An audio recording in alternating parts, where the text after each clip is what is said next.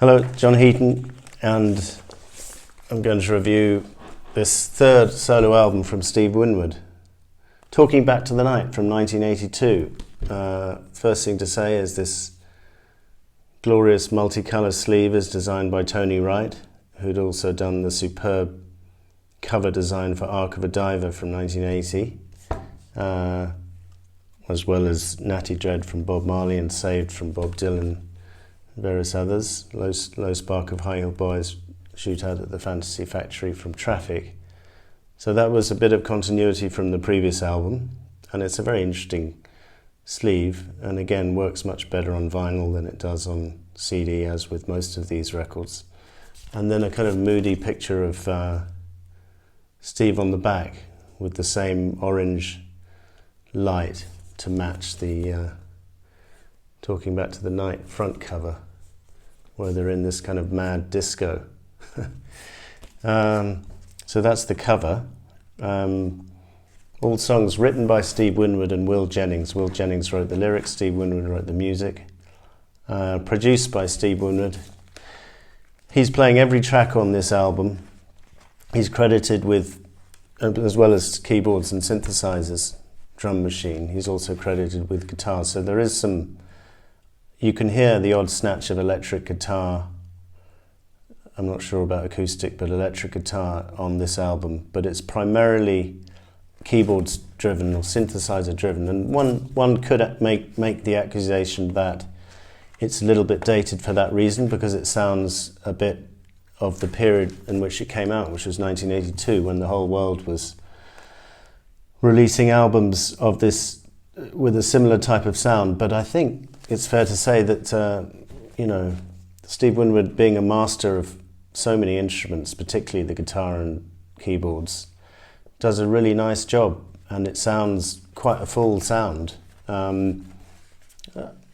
I don't know, I don't want to use the word dated actually, because I quite like the sound on this album, and I'm not a big fan of a lot of 80s sounding records, and I know that one should expect 80s sounding records when one listens to 1980s records and all the rest of it, but I like the particular sound on this album a lot more than many people probably do. It came out on August the 2nd, 1982.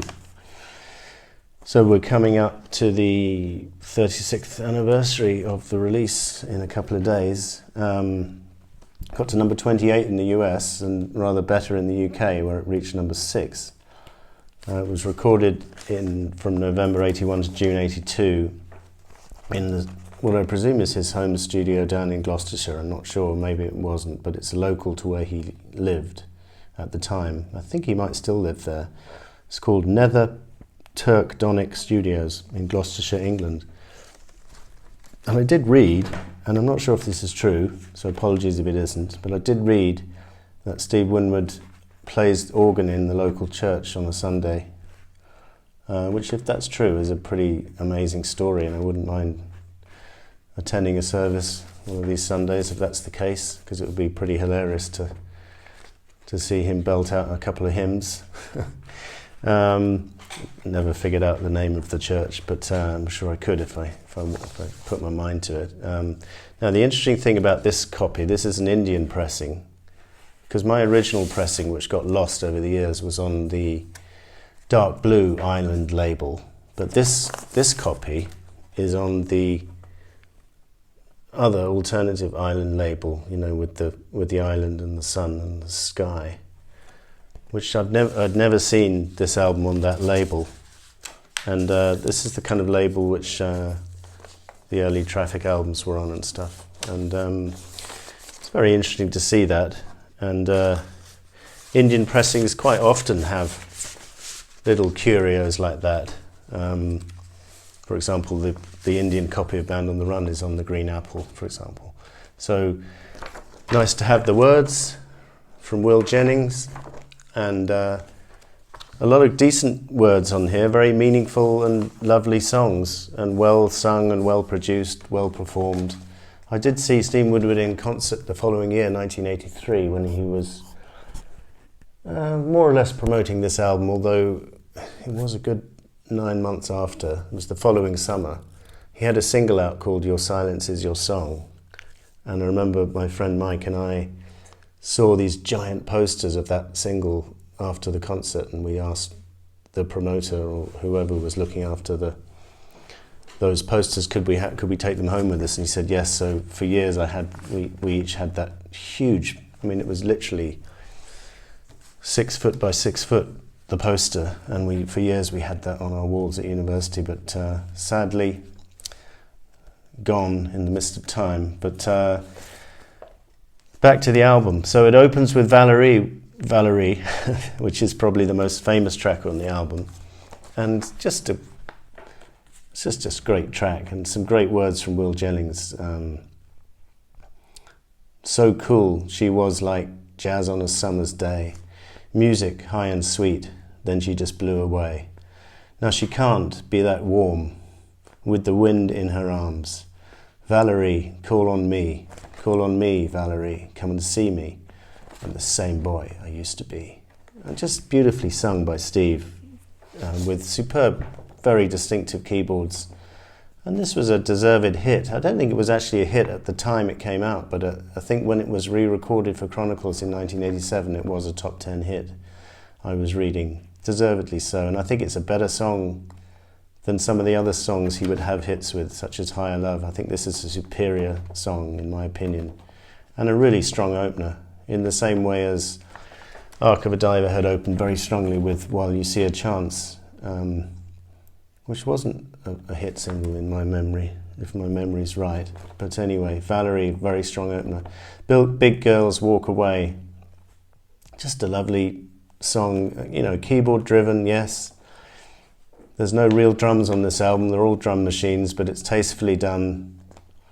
And this song is catchy and it's not an all-time classic, but I love it. But the next track is, in my view, another classic ballad from Steve Winwood, And I Go. It really is up there amongst his top 10 ballads of his career, in my opinion. My girl white in a yellow light, looks so good and it takes me. Love so bright, she can love all night, shows me all she knows. Painter, paint the scene, hold us in a dream. Feel what it means when she takes me. Oh, she plays her part, holds me in her heart.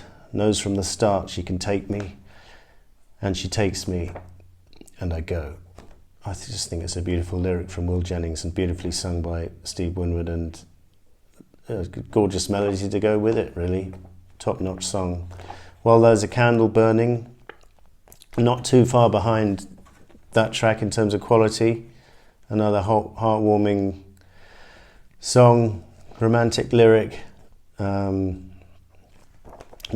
top-notch like And I Go, but a decent album track. And then Still in the Game is a spirited closer to side one with Nicole Winwood, his wife at the time, on backing vocals. Here's to gamblers who hold to the game through the hard times. They don't lose their aim, and they hope for time on their side, and they keep a ticket to ride. I like it. Again, the production, one could say, is a little bit in-your-face synthesizers and stuff, but play it loud, and it's a good one. Turning over to side two, a strange choice to open the album, to open the side. It was Happiness. This track is probably the weakest on the album, and I can't for the life of me think why he decided to open side two with it. It should have opened with the title track, for sure, in my opinion. It's not an offensive track. It's okay. It's just not on the same level as the rest of the material, in my opinion. Keep on saying that, but it must be said. It's all subjective. This Help Me Angel, a much better track with some great keyboards from Steve, and he did do this song live when I saw him.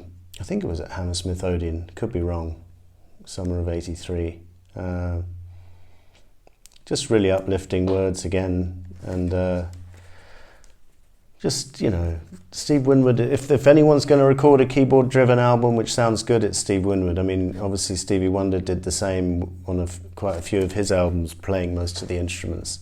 So those two are probably the two musicians who probably do this kind of solo album solo, you know, playing all the instruments, probably the best out of all the musicians that one can think of.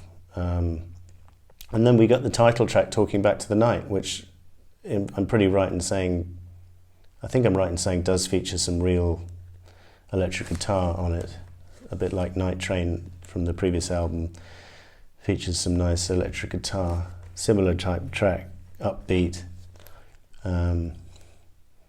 interesting words.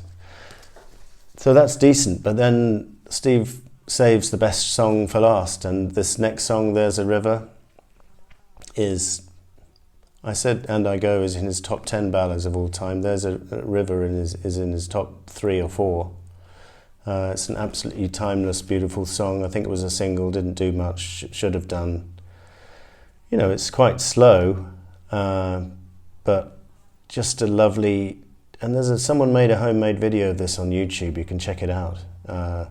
There's a river pouring from a pure and crystal stream, and it carries my heart along, carries me all my life, and I know it'll bring me home. There's a choir singing with a force that can light the sky. I will join with a voice deep inside, anthems for joys gone by, and for joys I'm sure will come. I just love this song, and the melody matches the words, in my opinion, to make it an all-time Steve Winwood classic, and indeed an all-time classic from anyone.